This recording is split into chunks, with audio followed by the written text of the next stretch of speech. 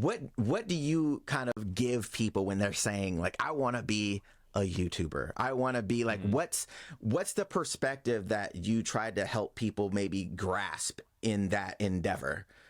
Because I think people just see the glitz of things, or they look at the 1%er YouTuber like Mr. Beast, where it's like he's the anomaly. Like he's not the normal YouTuber. Even yourself, you're an anomaly. You know what I'm saying? There was like the skill, there was the timing, there was the little bit of luck. It was like these things that kind of like perfect stormed you to be at the right place at the right time. Obviously, with also your ability to do the shit. So, how do you help somebody understand when they say, I want to be a YouTuber?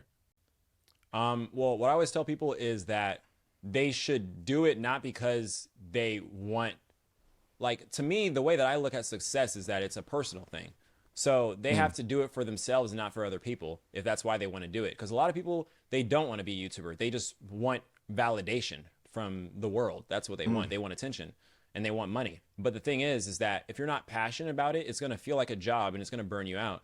And so what I always tell people is that, like, first of all, anybody can be a YouTuber. It's actually, honestly, I don't even think it's that hard. I just think that it just has to be something that comes naturally to you. Like, you have to be willing to do it for 30 years without anybody caring. Like, if you can be a YouTuber for 30 years and get no views, then be a YouTuber. But if that sounds like too unrealistic or too long of a timeline, then you're not built for it. Because you have someone like Morgan Freeman, who, he was even saying this on a podcast I listened to, how he acted for his entire life, and it wasn't until he was old that he started to pop off. He was like 40 something. So, yeah. So, and for some people, it's like that. Like, there's some big YouTubers now, and they're a lot older. You know what I mean?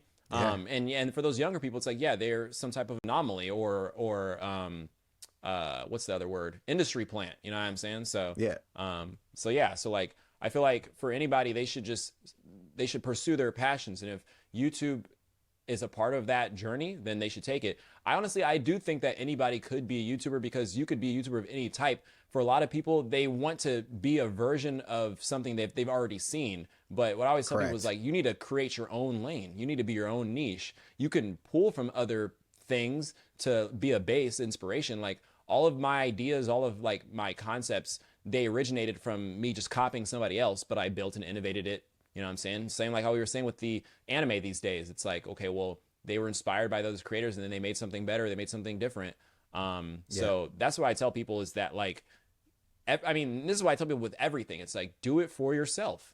Do it for yourself. And when you feel successful, you are. It doesn't matter how the rest of the world thinks, because they're not even going to recognize it at that point. Like, by the time I'm ever celebrated for doing something, it doesn't even feel like anything, because I already achieved that state in my head a long time ago. It's just them just now starting to notice. That was a bar.